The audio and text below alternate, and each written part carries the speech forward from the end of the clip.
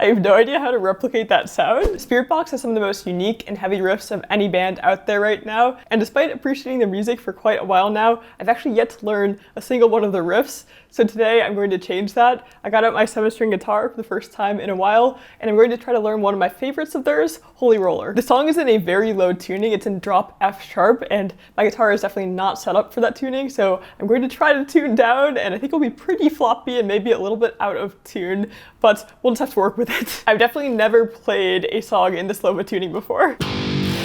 Okay, we're kind of in tune, but there's a bit of rattle. Conveniently, Mike Stringer, who's the guitarist of the band, actually made a guitar playthrough of this song, so I think I will watch that to try to learn it.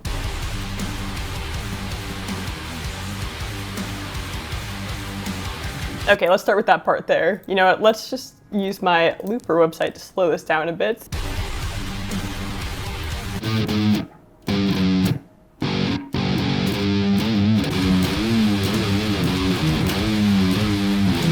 This stretch here is pretty big for me on this guitar neck. I'm not used to the size of the 7-string. In watching the video, he definitely has to pull with a lot more force than I have to with my floppy strings, so I think it's making it a bit more difficult to accurately bend that note on the 13th fret there. In the video, he's like applying a lot of force, it looks like, but in my case, I can just really easily bend it too far out of tune. I'm thinking that this bend on 13 is not quite a full step or a half step, I think it's kind of in between.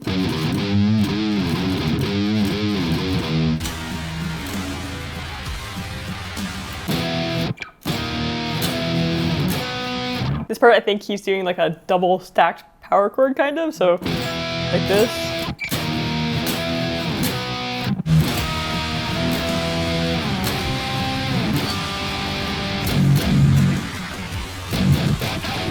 I'm not sure what that ending part is there, the pick scrape thing. Just like open, open, then something like that. The power chord part actually sounds pretty cool as well.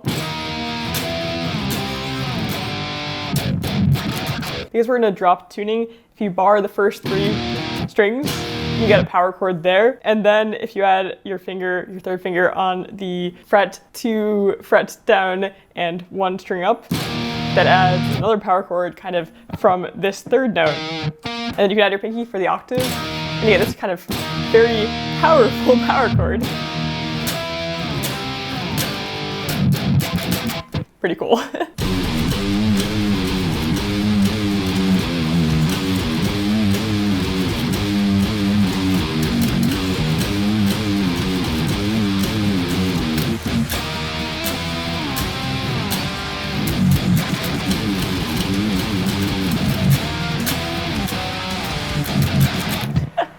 Not quite at 100 yet.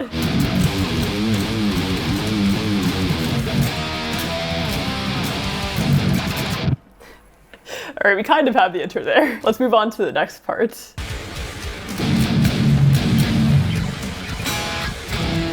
Okay, so this part I think is just some chugging on the open bow string and first frets on the 2nd string. And I have to figure out the rhythm there, but then there's also a pretty unique sounding pick scrape going on, which I actually don't really know how to do. This part right here, I have no idea how to replicate that sound. That is not doing it. It seems like he's resting his finger over the 3rd fret to get the harmonics. It doesn't sound quite like what he's doing though. I know this is a technique used in a lot of Gojira songs, but I actually haven't learned any with this sound before, so I'm not entirely sure how to replicate it. I'm trying to sweep up on the muted strings here. Sounds kind of like what he's doing, but not exactly. So I think to get this scraping sound, you kind of need to almost do like a pinch harmonic with your thumb at the same time as you're scraping the strings. I'm still not getting it down entirely, but my thumb does not have any calluses on the backside where this technique is coming into play, and I'm already getting like a cut on my thumb. So I don't know how many times I could do this in this video. There's already just like a blister forming just from doing this for a few minutes. So I guess I need to work on my backside thumb calluses to get this song down. I also am trying to experiment with how I'm holding the pick. I think you could hold it like on its side. That might do something too, but I think I need to work on this technique more. I might have to save that for another day so my thumb doesn't start bleeding during this video. Let me know in the comments if you have any tips for this technique. If I want to get down this song, I have to get this down. Let's move on to the next main riff. So this part's kind of like lo-fi filter on it. Let's start with this part here.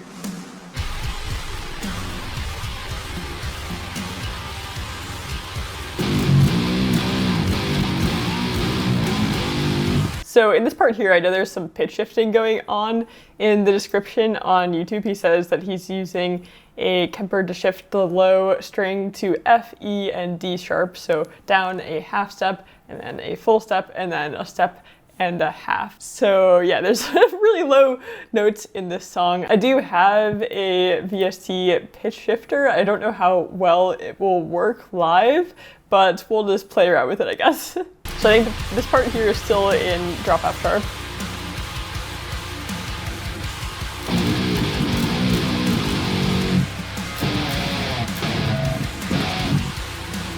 This part now, just down tuned, a half step.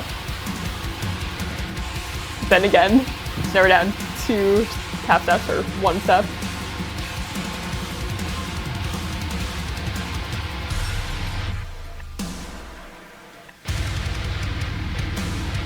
And this part I think is tuned down again a half step.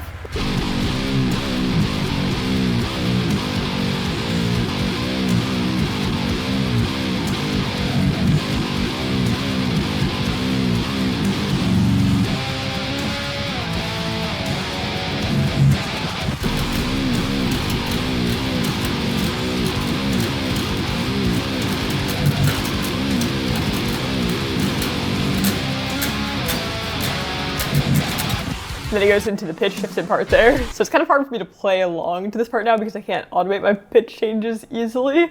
So I guess I'll just start at the next part where it comes in 2 steps down.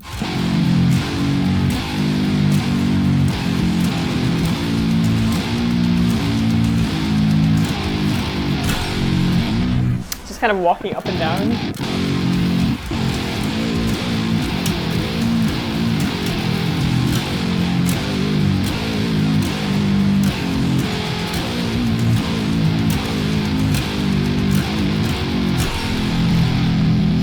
Something like that. I don't think it's quite right. So I think this part here is actually shifted down another half step.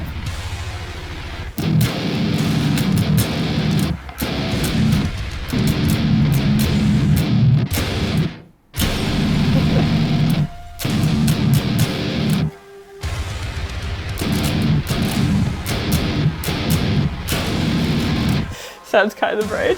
So some chugging with the...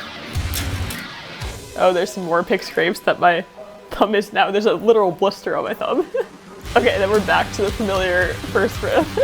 I think I learned most of the song. I mean, I need to figure out some of the parts a little bit better, get the pick scraping down, and figure out some of the rhythms on the chugging parts. But for now, let's just close it out by doing a playthrough of that first riff at the end of the song.